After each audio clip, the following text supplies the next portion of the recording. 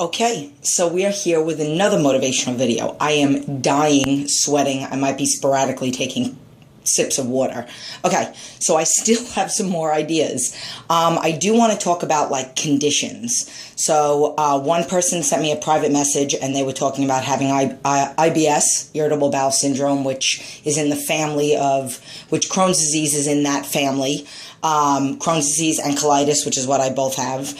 And then somebody else asked me about thyroid, fatigue, and then making sure that they're eating enough. So I'm going to address those two issues together.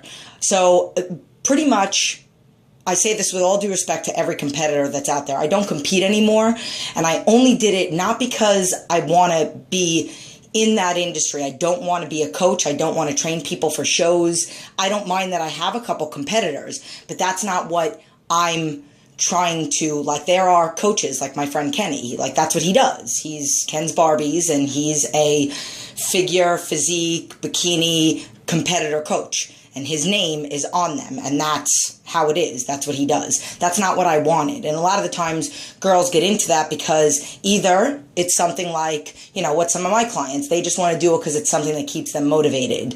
It's something that, you know, it's rewarding and it feels great to be in the sickest shape that you can be in. And then there are other people that are taking it to the next level and they eventually want to be coaches. That's not me. I never wanted that. I initially did my first one like 8 months after I had a baby, just to show people that you can get into good shape after having a baby, having a thyroid problem, hypothyroid, having Crohn's, having colitis, and having many different issues. That was originally it. Then I didn't compete anymore. I was a fitness manager at Bally's. Then I didn't compete anymore because I was working 16-hour days. I had a new baby. It was just beyond crazy. Then we opened up our own business, my husband and I, and then it was just something that I wanted to do to show people at this new place. Now we're not fitness managers at Bally Total Fitness, and I just had a baby. Now we're Aguirre Fitness. So I did it for that reason. And then I won, and then I got excited about it, and I continued to do them because it was something fun for me.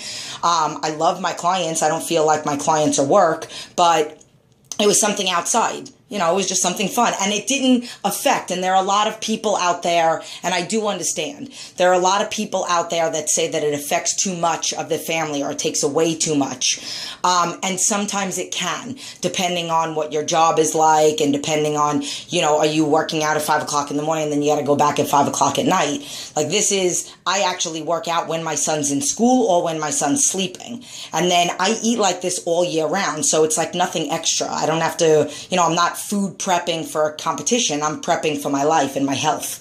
So, but then it got to a point where I couldn't do any more shows in the local area. And if I wanted to keep going, I would have to go on a national level. And with me, I don't want to travel unless I'm going to go visit my family in New York. I'm not spending money to go travel to go try to be a pro figure competitor when that's not what I want. I want to help people that feel emotionally connected to food, that are depressed, that have eating disorders, that have thyroid problems, that think that there's no hope out there or thought there was no hope and now they need help retraining their mind. I want to be a health coach. That's what I want. I want to be there for somebody 7 days a week. And again, I do have a few competitors, but that's not what it's about. But getting into the whole point of this is you can have a condition. You can have many different conditions. I know people that had cancer, that had so many different things that competed. It has to do with you and your body. Everybody's different. With me, I know my body down to a science. I know if I have one extra piece of low sodium turkey, literally all my joints, my knuckles, my everything are inflamed. I know what foods work for me. I know what foods keep me lean. And then I'm a creature of habit.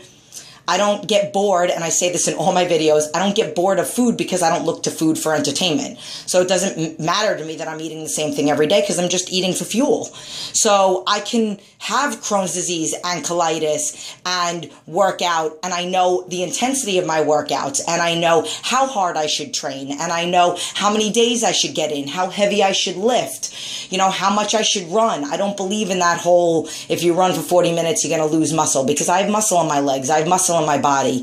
You know, I stay lean. I have abs all year round, and it's because I've figured out my body down to a science, and everybody's body is different. So whether you have a condition or not, you can compete. It's about finding out what your body, you are no different. It just takes a little bit more science to figure out what works for you and what doesn't. But it's very simple when it comes to people with IBS. I think for you, it should even be a little bit easier because you have that mental thing where I have to not eat that because of my condition, because it's going to make me sick. Like seasoning and vinegar and dairy and citrus and acid, all those things are terrible for people with stomach conditions. So right then and there, you should get rid of that and you should initially see the change. Too much sodium, you'll see a change. So, and then it's about, don't try to cut corners, dude. Hire a competition coach. Don't try to figure it out on your own because they know inside the body how it works, how the body digests things, what changes to make just by looking at you. Don't try to cut corners. I'm not a coach. Don't be calling me. Call somebody else. Call Kenny at Walnut Creek, Max Muscle. He does online coaching too if you want to do a competition. But you can do it. And then thyroid, again, it's about a science. I highly recommend you hire a professional when it comes to anything fitness related, anything diet related. It's not about reading it in a magazine and watching a couple videos. It's about the individual person. It's about what works for you. And I've talked about this in my videos. I can't have fruit. It puts cellulite on my body within 2 days, but I have other clients that have. I have other clients that can't. So it's different for everybody. I have two of my guys that are pretty much the same size, and one can eat one way and one has to eat the other because of how one digests carbs and they all have carbs. One digests fruit, one digests sweet potatoes, and one having high fat, one not having high fat. So these are all big factors. And when it comes to thyroid and fatigue, you will feel fatigue, but if you get your body super clean inside and you're feeding your body enough and you're feeding your body good food and you're active and you're noticing changes, all that stuff, you do not have to feel the symptoms of any condition, including thyroid, because like I said, I have a hypothyroid. You can kind of see the bags under my eyes sometimes and some of the effects of it. And I do sometimes get tired, but I make it a point to make sure I get my exactly 6 hours sleep every night. If I don't, which usually is on a Saturday night, if I miss out on an hour and a half or an hour and a half because I get up every morning at 4 o'clock in the morning to critique logs, even if I go out on a date with my husband, then I make it a point to get an hour and a half or 2 hour nap on a Sunday with my son. I never do anything on the weekdays. I never stay up late on the weekdays. One of my friends wants to go see Kevin Hart, which I love, and his movie is coming out on Wednesday the 3rd. Sorry, sweetness, I'm not going out on a Wednesday night. Plus, I got clients from 7 to 8. So, okay, so this is already 8 minutes, and I think I might have some room for something else. Okay, so one of my friends from Jiu-Jitsu, he talked to me about weight fluctuating.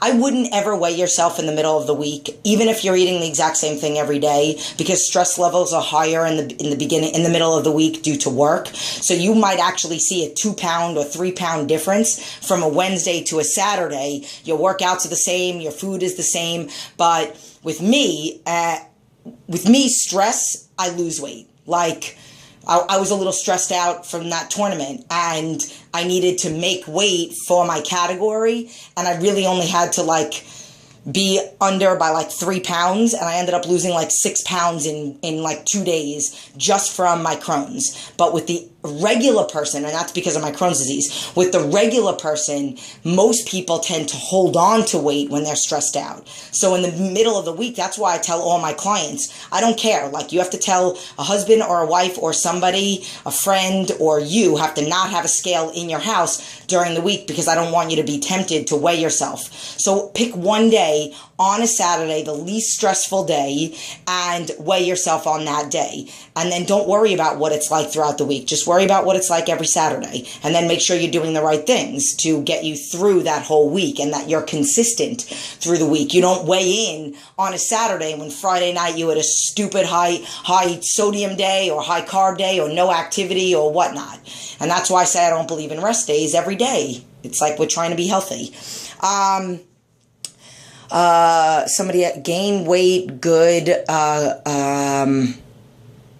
got it down to a science. Yeah, I mean, like with me, if I wanted to put on a couple pounds, it's really just about getting good calories to increase. You still need good carbs also. You need to do something to make those muscles grow, not just feed them with carbs and protein. You need to lift heavier weight. You need to tear that muscle. So, I mean, that's the best I can give you with that one. Somebody else asked a question about reading labels, and I have done a few grocery videos in the grocery store, and I have done that. I do actually do it for my coaching clients and our studio clients. So when they first join the program, they get like 9 videos sent to them of me in different areas of the grocery store. And clients that are in the program are required to come to a grocery store tour that I do once a month that I'm doing in July. And it's 2 hours, and I bring you around reading labels and stuff. So that is something that I do for clients. I did a nutrition webinar, and you're more than welcome to ask me for that webinar. There's not a lot of labels in it. It's all about trying to eat less man-made food, so less label reading, and more natural foods, and then serving sizes and all that other stuff. And I think that might be everything. Cooking for family and snack.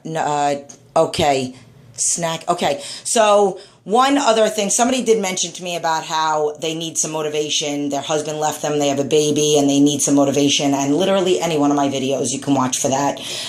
You're strong enough to do anything you set your mind to, and you don't need anybody. I say that to every single person. You need yourself before you need anybody else, before you can even be good to anybody else, especially to your kids. And, you know, it wasn't meant to be. Maybe that person was a stepping stone to your next soulmate, but right now you're your own soulmate, and you need to take care of you first. And then to address the cooking for family, I've done a couple videos on that, and it doesn't matter. You can cook for you and your family. My son eats the same stuff as me, so right now I'm going to pack my lunch bag, and I'm going to put 2 extra pieces of chicken breast, a Ziploc bag of grapes and carrots. I can't eat those, but he does. So like your kid, and he loves, like when we went out to breakfast on Sunday morning in San Francisco, and my son got egg whites with 1 whole egg, and he got a cup of fruit, and that's what he ate. And I ate the same thing, but without the whole egg. And I had mushrooms and spinach and stuff. But you can cook for your family and cook for yourself. If they don't eat the same things as you, it doesn't matter. If you're focused enough to your goals, it doesn't matter. I could be sitting next to somebody eating a whole pie of pizza, and it doesn't matter to me. It doesn't do anything to me. I'm enjoying what I'm eating, and I'm more just enjoying the company. I'm enjoying my family. I'm enjoying making memories. I'm talking to my son about his school day, and my husband about what he did and how his day went and whatnot. So, you know, you can cook for your family and cook for yourself. It's really about preparation. And if you have one thing on the stove, one thing in the oven, one thing in the bottom of the oven, you know, if your kid wants organic chicken tenders from a health food store, then you put your chicken breast or your fish in the top, and you put their chicken tenders in the bottom. You know, it's all about prioritizing and about time management and getting it all done. So I hope this video helped. I think I am done with all those Post-its. Lots of videos. I hope you guys like them, and thank you so much for all the different ideas.